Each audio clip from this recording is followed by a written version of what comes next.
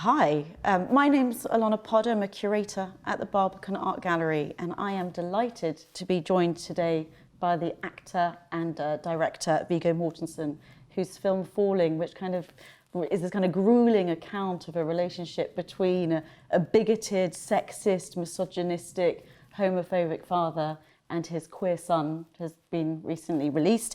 And of course, the artist and activist Sunil Gupta, whose exhibition From Here to Eternity is at the Photographers Gallery at the moment, and really kind of celebrates, I think, your kind of subversive personal and political photography that has really kind of given representation to gay public life over the last kind of 40 years in kind of, North America, the UK, and India and beyond, in fact.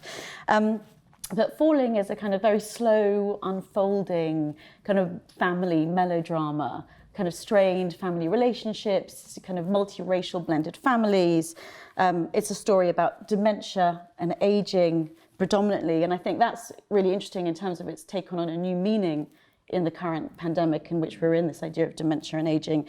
But it also looks at the kind of stranglehold of patriarchy and kind of the stranglehold of hegemonic masculinity over the performance of masculinity.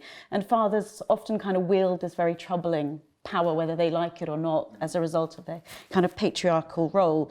And the film opens very deliberately, I think, with a scene of the father, and the viewer very quickly understands that this father figure, this Willis figure, is not going to be this kind of loving, hands-on father figure. He's going to be this kind of psychologically absent father. And I just want to read a quote by Valeria Solanas from her Scum manifesto in 1967, which she wrote, "The old-fashioned, ranting, raving brute is preferable to the modern civilized father, as the brute is so ridiculous he could easily be despised," which is indeed the case in Falling in this. So I guess my first question to you, Viggo, is why did you decide to represent this kind of brutish father figure who really has very few redeeming qualities? That's an interesting quote from her. I guess if you go to an extreme in terms of behavior, then almost anything else would be better than that, I guess. That's the idea behind that, maybe. That's just the way the story came out. I think for some people, when they see the movie, depending on their age and their experience with family, with older people, with communication, with people who are difficult to communicate with, depending on their level of patience, maybe their sexuality, I don't know, they may find it too much, that it's the onslaught from the father figure, that it's just repetitive and constant. And some people have said it's really annoying, but that was the idea. I mean, people do repeat themselves, and as they get older, you keep repeating, and if you get into dementia, even more so. And that's who he is. He's not really hiding anything. He's certainly not dishonest. No, he's incredibly authentic in his kind of bigoted self. And the idea, really, in terms of the story writing and characterization and that relationship, was to create tension. In drama, usually that involves a conflict. So there's two sides going at each other. And in this case, it's not a drama that has tension arising out of conflict, because it's really one person attacking almost the whole story and the other person saying, okay. And a very conscious effort to either ignore or tolerate and not react to. It's a definite strategy that the queer son employs, this kind of self-effacement, right, if you were. Yeah, and some people say, wow, that's impossible. Nobody is that saintly or something. I say, well, I don't think he's a saint at all. He says it in one scene. He says, you can insult me all you want. I want to help you, Dad. There's an old man who physically and mentally needs help. And probably he would not accept it from anyone, and no one else would put up with him. So his son makes a decision, could have decided otherwise and just severed the relationship. But he makes a decision that he says, you can insult me all you want. I want to help you. I'm not going to go there with you. I'm not going to fight back. That doesn't stop the father.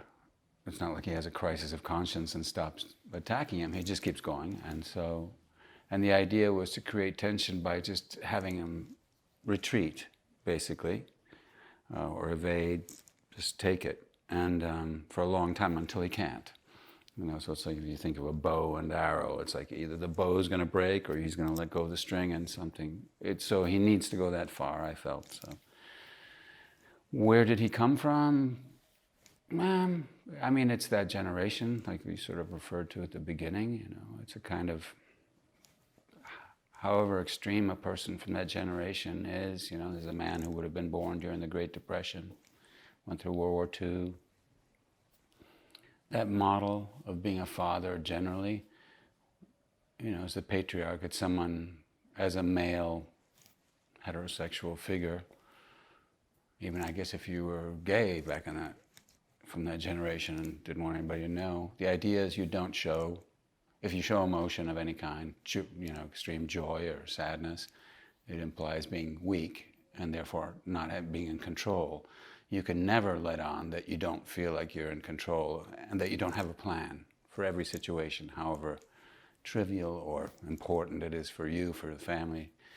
The boss has a plan, always. You can always count on the boss. And so that's really what that is, to some degree. And the son is different. I mean, he wants, probably like any son, some approval. Maybe that's, apart from liking airplanes or something, maybe that's why he becomes a pilot, military, but it's never good enough. Yeah, well, I've got so much to talk to you about this, but I want to bring in Sunil because obviously you play this queer father that's in this kind of blended multiracial family unit, which is of course very kind of about, progressive politics around sexual liberation and so on.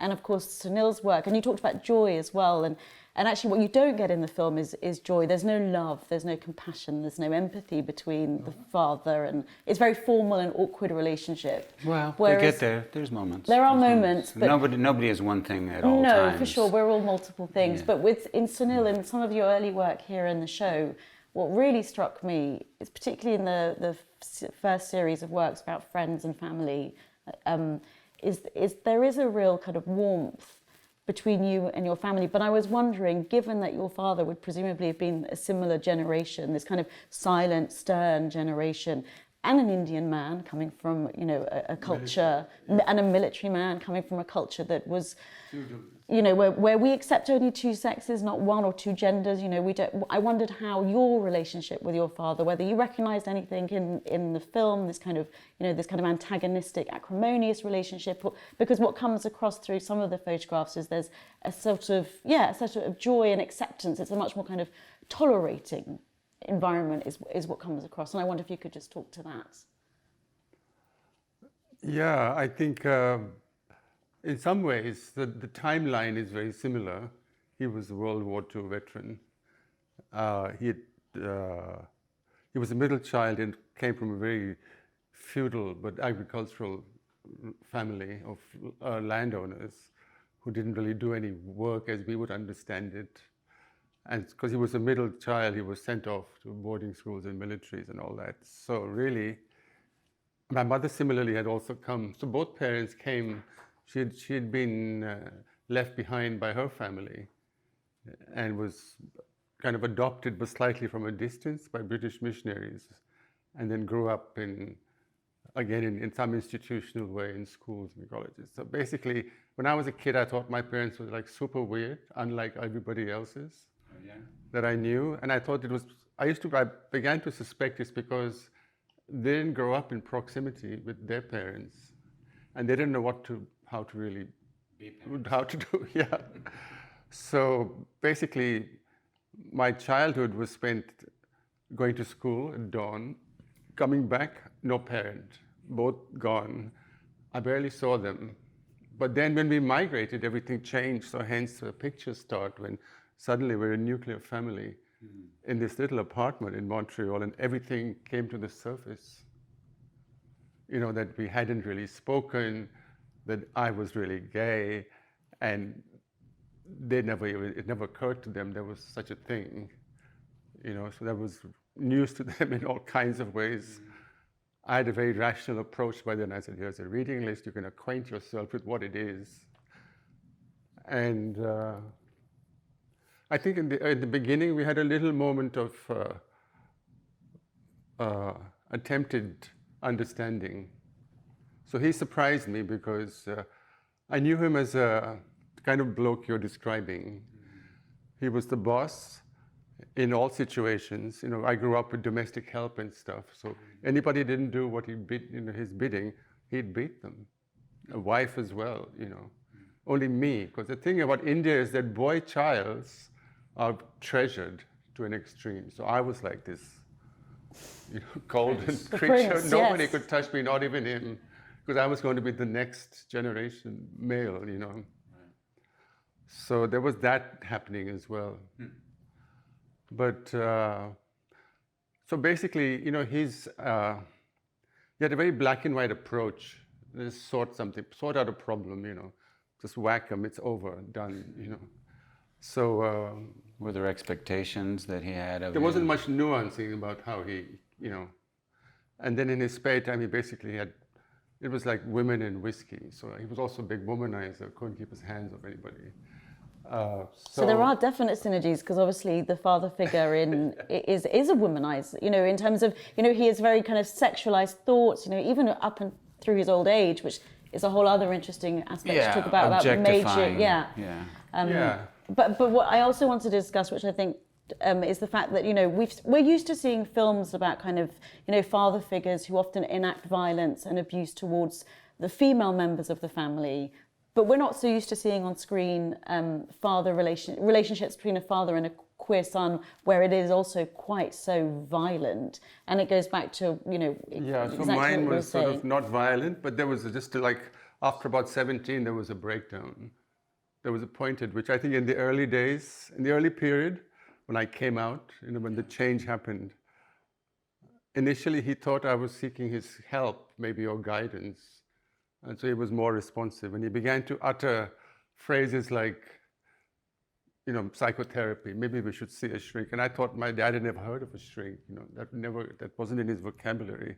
Therapy, that's not something he'd ever mentioned before.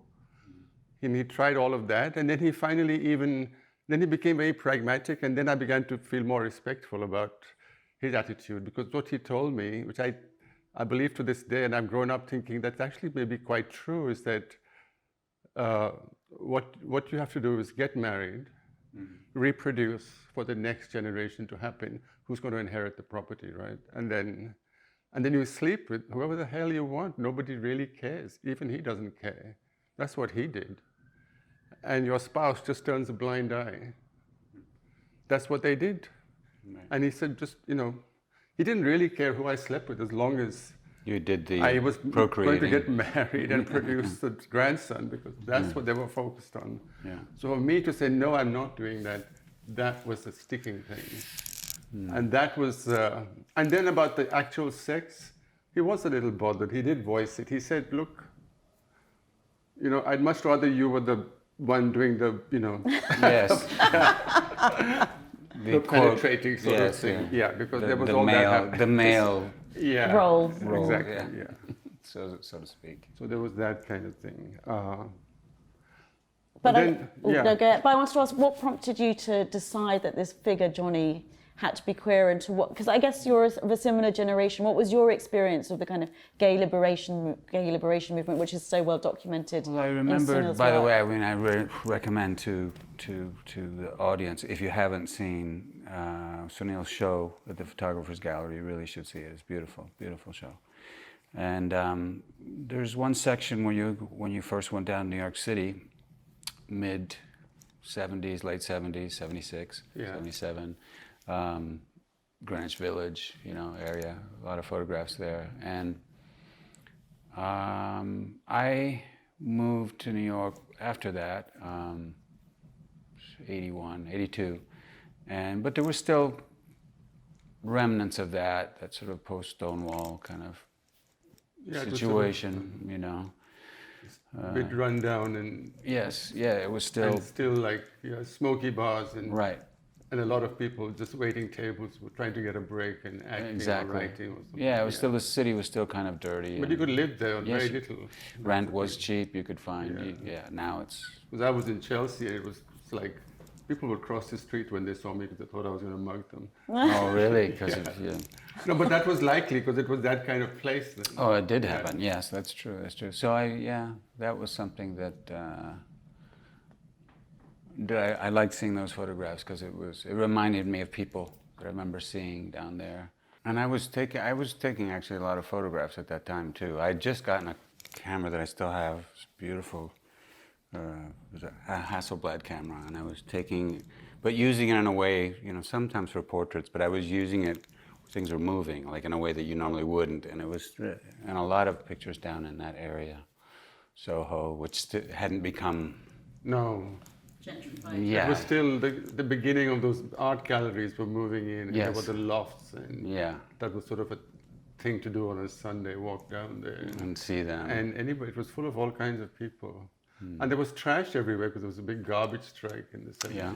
And, but I'm interested to examine a little bit more about this queer Johnny, the son figure, because of course he's really not queer at all. I mean, if you didn't... Well, how did that happen, you were saying? Yeah, and I'm just intrigued because, when we think about the kind of particularly, coming out at that point, and, we think it's much more camp or theatrical, but in fact, the figure of the character of Johnny is super straight, actually, So I wanted to understand, because I wanted to know, how did you decide to pitch that character and play it? When I was writing it originally, I didn't have that plan in mind, but, there's a scene.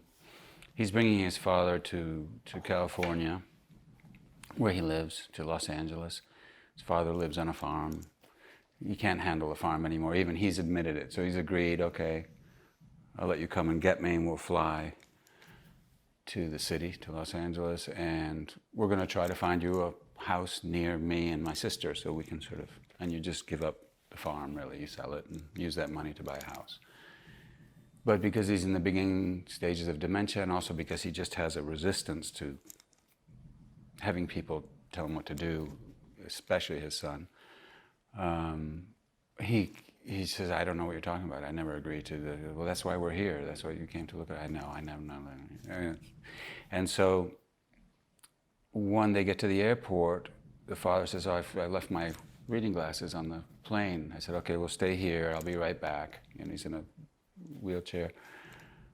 I'll go get the glasses, I'll be right back. And of course, when he comes back, his father's gone. And so is the suit, the backpack, he's gone. And he spends a couple hours probably looking for him, and finally the phone rings, and it's his partner, spouse, and saying, oh, he's here. Oh, really? How did he get there? He took a taxi. Oh, of course he did. Okay, well, thank you, sweetheart, for taking care of him. She has a night shift, so yeah, go to work, he'll be fine. No, he won't, he can't take it. Okay, thanks for waiting, but I'll take a cab, I'll be there as soon as I can. And then I thought, okay, who is sweetheart? Now I have to what's the wife like? What's the home like? I mean, obviously the family model, I want it to be one where there's communication, where differences of opinion or disagreements are solved through communication and empathy, whereas the model that John grew up in, the father decides everything, and everybody has to adapt to them. They don't evolve in the relationship with anyone. And I thought, well, what if sweetie or sweetheart is not a wife? Maybe it's a husband. I don't know why I thought that. And I thought, well, I'll write the next scene and see how that feels. And I liked it. Because it gave another layer of why the communication's so bad between the father and son. I thought that's actually really important. And then, what kind of relationship is it? What kind of fathers are they, John and Eric? And I thought, I want it to be completely unremarkable. To me, that's positive. It's just completely, and there's some photographs that you have that speak to that. There's one section where you're showing couples that are just like... Oh, yeah, that was... Yeah, they're more monogamous. Every day. Yeah, that. What's it called? Every day? No, that's my kind of interest, and that's what I wanted to depict. And I think which is why... What held it all back. People say, where have you been for 40 years? I said, because it wasn't very melodramatic. It wasn't that immediately, obviously interesting at the time. But that felt, to me, like positive. It's not a movie that's about that relationship, but seeing a relationship that is almost boringly unremarkable, But if you remember the 70s and 80s, the gay characters in film and television were real victim kind of caricature type people. Remember, there was all of, I mean, Yeah. that was what we were getting in Yes. fiction. Yeah, the representation was very theatrical and Yes. camp and hammed Yeah. up and about fashion and about appearance. And put upon almost and parody of suffering. themselves. Tragic also. Tragic also, yeah. Yeah, and so the idea here was, well, it's normal, and you know, if you want to look at just that part of the movie or that relationship, I think it's positive that. Well, this is happening in the here and now in your movie, is it? Yeah, the Contemporary. present in the movie is early 2009, so it's sort So of. I have a question. Yeah, So is the son gay or is he queer? he's gay. Okay. Yeah, and he's been with this person probably 12, maybe 14 years. And they have a daughter. And they have an adopted daughter. Which I thought was really interesting because it's the one relationship in the film where Willis, the grandfather, Yeah. there is a real He love loves her, between yeah. them. And I thought that was the redeeming quality of the grandfather actually. And it talks to this intergenerational kind of, you know, a change of generational Well, and behavior. she's of Central American Hispanic descent. It would be the last person that he would normally relate to, but it's his granddaughter. And she's not judgmental. She finds him amusing. His tirades, his crazy things he says, she likes it. And he likes her. There's no judgment. So, you know, and one of the journeys for the son really, it's not just about the father needs to accept the son. The son, any relationship that you want to have work, you have to first accept what's there. And then maybe we can find a point of contact. But if you just immediately step in, oh, I see what this person is, I'm going to fix them, that's not really. So they both need to. It's a story that's about that kind of, an effort to communicate with someone who doesn't seem to want to. And how do you do that? Well, first you should actually have a look and be quiet. And what is it that's in front of me? What am I dealing with? And what are they dealing with? You know, so you have to accept yourself, accept the other person, and then work from there. That's sort of the idea. I mean, and the film's, as Sunil said, is kind of set. It's not. It's set kind of just post Obama's ascension to, which is very important. And the politics of Johnny, the character, is very kind of clearly marked with this Obama postcard on the fridge door, and of course there is a kind of short exchange between the father and the son about that. But so I guess I wanted to ask you why did you decide to locate or situate the film back, 10 years ago, whereas, of course, today we're living in very divisive times with Donald Trump, the president, and his invective language. It mimics and kind of, reminds us of Willis's language, this very gendered kind of abusive language around women and. Yeah, I mean, if when I was writing the story, the script, and then rewriting it, I first started. He was campaigning. And by the time we finally tried a couple of times, took a few years, got the money together, 2018, beginning of 2019, he had accomplished at least that one thing, maybe the only thing of note that he's accomplished, positive for him, which was to have people talk about him 24 hours a day, 7 days a week. In 2009, when the beginning of Obama's presidency, there was polarization in the United States and other countries. And there always is that. It's like another kind of virus, really. The bad communication virus, it's always there. Right now, there's a big outbreak, just as important and serious as the COVID-19 pandemic. No, it's quite extraordinary what's And happening here. Let me do, Yeah. I feel it in my academic environment. We get a directive from the ministry. We had to stop and have a big discussion yesterday telling us what they want to put in our policy documents. Oh, yeah? Around equal opportunities. Yeah, it's quite something. The governments here is like taking control literally of many things. Of discourse. But that's a byproduct of patriarchy taking control. You talk about Willis as this kind of micro, but on the macro level, that's how it plays out, isn't it? I mean, but so the reason for setting it in 2009 was I thought, any family story, a book, a movie, a play that's about a family, you can always look at it as a reflection, a mirror, a microcosm of what's going on in society in general. You know, the conflicts, the interrelationships. So that's going to happen anyway, which is fine. But I thought if I said it now, it's every time that Willis says something homophobic or racist or misogynistic, you're going to all think, oh, Trump, you know. And I would rather you think as much about this particular family story as about society, you know. So I thought 2009. He has kind of, I don't know if it's just him, but so I think the effect here was a ripple or not, but so we're getting these directives which are telling us that we can't talk about in our classroom feminism, Really? anti-capitalism, that it's against, we can't talk against the idea of business. You know, this is the government sending out letters But I mean, I to think this universities. plays into this idea of culture wars, which comes up very well in your film. And we are living very much here as well. I quite agree, you know, this whole discussion around, you know, critical race theory in academia and schools and this idea, you know. It's really what Gavin, you know, what he's just sending out directives. But I thought it would be the other way around, that you would be forced to talk about that. But they're saying don't talk about it? They're saying it's too political. Anti-racism is too political. Anti-capitalism is too political, that it's biased and you can't teach it. That's silly.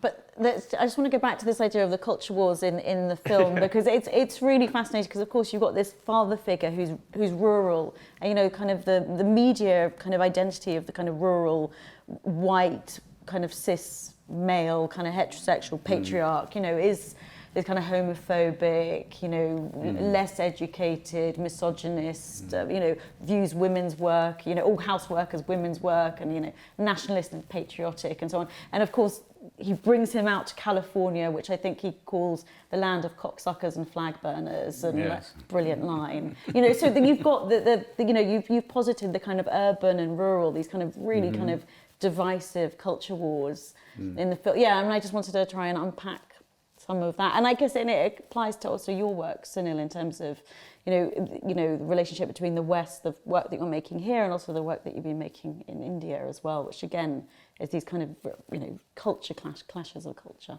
So yeah. Oh yeah, I mean, one feature of my family background is that every male has at least 2 guns. You know, so I was taken shooting when I was little. I learned to shoot. I was also put into the part-time military, you know, like your people in the... When was the first time you fired a gun? Do you remember? I don't know, when I was 6 or something. Right. We used to go hunting. Yeah. And, There's a scene in the movie that shows that when the boy is 4 and he gets a lucky shot off and hits a duck, and so the father's pleased. He's already starting to meet his expectations, you know, with the man he's going to be. It was just a lucky shot. And as time goes by, he shows less and less interest in those sorts of things, which is a disappointment for the father, you know. Meanwhile, I was enrolled into this part-time military and trained to be a sniper. Really? And with a purpose, because there was civic unrest. You remember, were you there in the earlier 70s, up in that northeast coast? Because Quebec was having a separatist movement. Yeah, I lived right across the St. Lawrence River from... And they were kidnapping people, and they murdered a couple of them. And so people like me would have been called out had there been something more serious. Mm-hmm. And I kept my rifle at home, and I was like home guard. And my job was to, if there was a riot, was to pick out the ringleaders from a great distance and get them between the eyes. So, wow. But actually, that's super interesting. But was your kind of sexuality, was that even a question at that point? Because the military is often associated with being... No, that had to be, yeah, I was on these army bases. That was quite traumatic. Yeah. Like, it was very weird being surrounded by this very butch male environment, but you couldn't talk about it. So I found the nearest oddball to me, who was happened to be in something called the Black Watch, which is the Canadian version of the Scottish regiments. So he's in a kilt. And he camp even in the military, I mean, hey. And he was a Mormon as well. Oh, really? He was a Mormon in a kilt. And he and I used to play chess, and the two of us didn't swear. That's one thing I didn't do as a kid, was swear. And so we really stood out, because we didn't say fuck this and fuck that every 2 minutes. Yeah. So we were kind of left alone just as being oddballs. But then that poor kid, he was straight, and he had the misfortune of being picked out by a gay officer. And so I thought, oh my God, that could have been me. Why wasn't it me? But it was him. Like So picked he out, really I mean, freaked out. hit on. Yeah, Yeah. that was also happening. So anybody above you, they could just come and pluck out people. Yeah, That was Montreal? I was Montreal, and the camps were above Quebec somewhere, and then out in the big Canadian wilderness, they just leave you for a week to survive, kind of thing. And then I used to hitchhike back to the city in my uniform, and it was 71. And I get two responses. People would either try to run you over because they were so anti-military. Vietnam and Yeah. Or they try and pick you up literally and take you home. You didn't know what you were going to get as a car. no shortage of rides. Just didn't know where you'd end up. Yeah. Was that kind of, were you conscripted, Sunil, or were you conscripted to go, or were you kind of No, I was volunteering. volunteering? My father happily, because he found all his veterans, you see. Right. And they were all centered around some regiment, and they said, oh, the son should go in. Because, of course, the military has been absolutely critical to the kind of construction of modern, or not even modern, but masculinity more broadly. The military is a place where you kind of excel, in your manliness, and you kind of it's strictly heterosexual, even though it clearly wasn't. That's what we saw in The Crown with the poor Charles having been sent off to those schools, and And of course, that plays a part in your film as well, and they equate kind of patriotism to masculinity and kind of being proud of the state and nationhood and Yeah. I mean, the father's world is, and you see that through his memories. I mean, what we did, before we had the money, really, I just got tired of it falling apart. I said, I'm just going to start making the movie, and hopefully it'll be contagious, and somebody will say, oh, he's making a movie, look, let's go join him. And so I spent my own money. I said to the cinematographer who, we'd been sharing photographs, I'd been sending him a lot of photographs, the idea of what I wanted to do in terms of the tone and the camera placement, the kind of lighting, how we wanted to treat the past and the present, and we talked a lot. And I said, well, let's just go start, because I know I want a library of images from memories, the old man, dementia, but also the son's memories of his childhood that you see interspersed in the movie. And that experience was, I really enjoyed that aspect of exploring where did these things come from, and what's the idea of I don't know how you feel when you look at if you walk through your own show, or as it got put together, or you see a book of all your images together. Are you seeing everything outside of the photograph from that moment? Is it, you look at a photograph and you remember where you were and how you felt, obviously, all those things that you associate, and does that change? You know what I mean? Yeah, well, I think what I remember are the photograph. With stills, you always remember the photograph. I remember the photograph, and sometimes it reminds me of the occasion. But it's very immediate, so it's I can't remember the day before or after. Yeah, right. Exactly. It's just one event. But you might remember who you were with, who you were living with at the time, but not like two or three people after or something. Yeah, around that circle. And then the thing is. Yeah, it's a kind of memory bank, as you're saying, in a way. Yeah, but they change, That's the thing that I found. I mean, when I wrote this, wrote it after my mother's funeral, and I was interested in the way memory is not reliable. It's very, even if you have a photograph, when people say, well, the past, I have photographs, I have diary entries, I have videos. Yes, but somebody is shooting that. So it's always a point of view. It's never really what happened.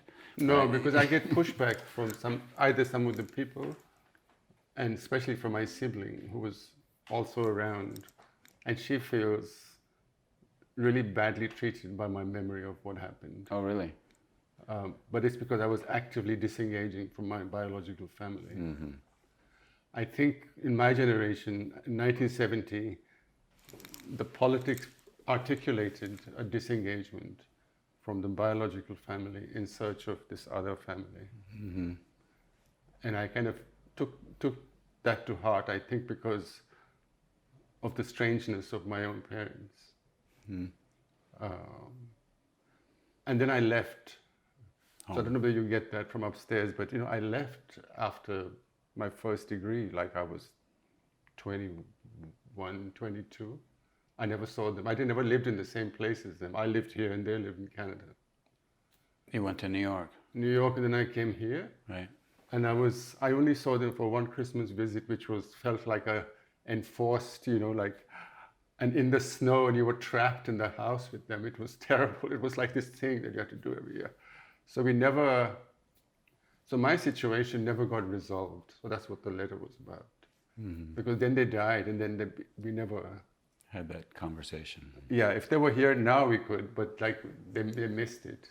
But that's similar to the film, because there, at the end, there isn't that kind of resolution.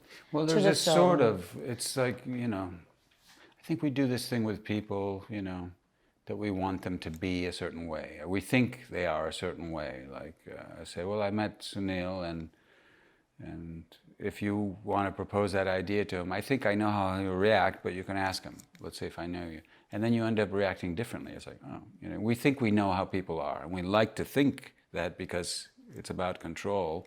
It's about feeling sane. Just like we control the past in order to feel through memories that we edit.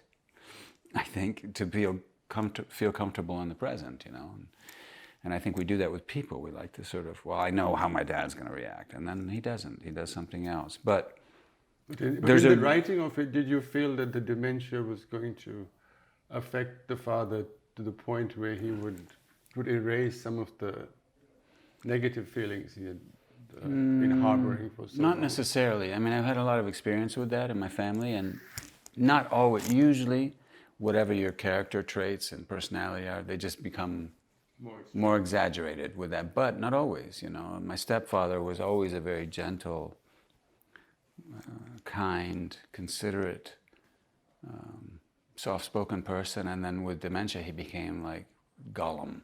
I mean, he was completely crazed, and my father was a tough character, and with dementia he became like a little boy who was like sort of looking for my approval and often thought I was his father, and you never know. It's always different, and one thing I think in any relationship and in life in general, being flexible is the most important thing, adapting, and not assuming that someone's always going to behave the same way.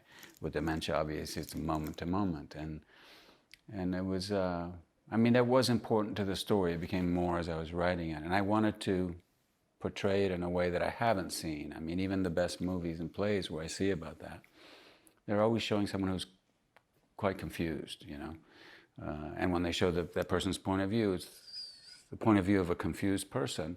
My experience is that the people who are confused are the observers, and that the person who has it, they're really seeing and remembering, and that's their present. They're not unusually confused. You might be, and when they do get confused and upset is if you correct them. If if your father's saying to you, I had lunch with Johnny today. The thing that I remember most that's very scary to me is Alice Munro's short story. Oh, yes. The Bear That Came Over the Mountain, which they made a movie out of with Julie Christie once. Yeah, Away From Her. Yeah, good movie. That was where she completely forgot him. It was so tragic. And she had a new relationship. She had no recollection of her entire married life. Good movie. That was a good one. But often it's not what I've experienced. It's this confusion, and I don't think that's, unless you correct them, as I say, and that's your instinct, especially if it's a loved one. They say to you they've had lunch with someone that died 30 years ago, and you go, no, Dad, they did, and if you do that, then it's very sad and upsetting. Then they are confused because they relive this death again. It's like, then you have to ask yourself, who am I serving? I'm serving myself because I want them to be the way they were, the way I think they should be. And they are who they are now. And I should accept that rather than trying to fix it, But it's an instinct. You want, no. So what do you say if they tell you they've had lunch with someone that died 30 years ago? You could ask them what they had for lunch and could take it from there, But you're giving up. You're accepting defeat. You're saying, I'm not going to have that person back the way they were. And it's difficult. but it's what you have to do It's if you want to help them. the ultimate form of love, unconditional love, right? What's good for you, not what's good for me. That's. Yeah, it's very tricky that, I had to move my mother out of Canada at the end. Did she have dementia? And I didn't think she did, but she'd had, I reasoned that she had very heavy duty painkillers. So basically, she didn't appreciate her departure. So I suddenly arrived and packed her up and moved her to London, and over just a week. And I don't think she knew that she was saying goodbye for good. When she was in London, did she think she was still in Montreal? And then London was terrible, didn't work at all. Then we went to live in India, which was much better, because for various reasons, London was just impossible with her parent. It's not meant for old people, as you can see out here. And then in India, she was super. Then she would say, let's go to Oxford Street. She'd get all dressed up and want to go to Oxford Street or something, which is here. And then I think she just got all the places confused. And at first it was a little comical and a little bit, and then it began to get quite sort of difficult. And then she began to withdraw, basically. I think then she realized that she wasn't making sense of something. Something made her shut down. That's a horrible period, that in-between period. Close up, and then she would sit there and say nothing at all. Was it just you taking care of her, or was it your sister as well? No, it was me, because the other thing about heterosexual families is that the unmarried gay child gets the parent. I think that's in every family, Because my sister was too busy being married to another with her guy. family. Absolutely. Living in Richmond and doing all that kind of English stuff. Anyway, so we have our siblings, as you can see. So I only called her at the end when I thought time to pull the plug. So I said I better let her know that I'm going to let mother just go. So, but no, it was. But the closing up was. I'm not sure which was worse, the confusion or the not saying anything part. Did she confuse you? Did she think you were her husband, or? No, because I had this unfortunate role of being, the gilded child. So she knew who you were. So she was constantly, that had been her role her entire, in my relationship was this mothering thing. She would constantly make me food. In the video, that's what she's doing. She's cooking me food. And wondering, when she dies, who's going to do that cooking of the food for me? She hadn't made turn yet. But obviously that's what happens, through aging, which this is a really moving testament to the film. This that ultimately, we go, the roles reverse, and all of a sudden, the control is taken over by the child. And that's, in the case of Will, is very hard to accept. And ultimately, from my reading of the end of the film, he doesn't accept it.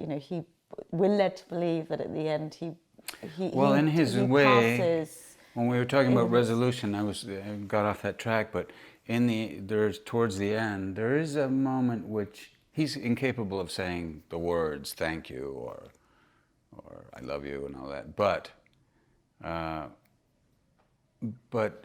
he has a different way that he's able to communicate that, even subtly, by not criticizing at a certain time, by conversing after a fashion rather than attacking.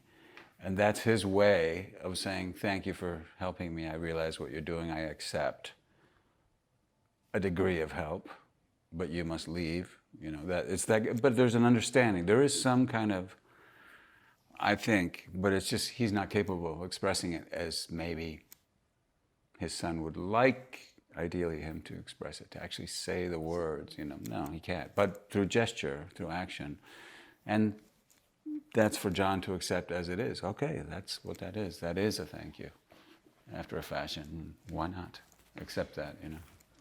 Well, I think on that note, we can say thank you to Sunil and Viggo for such wonderful insights and for sharing. Thank you very much. Go see his show. Go see his show. Go see the film, yes. Thank you.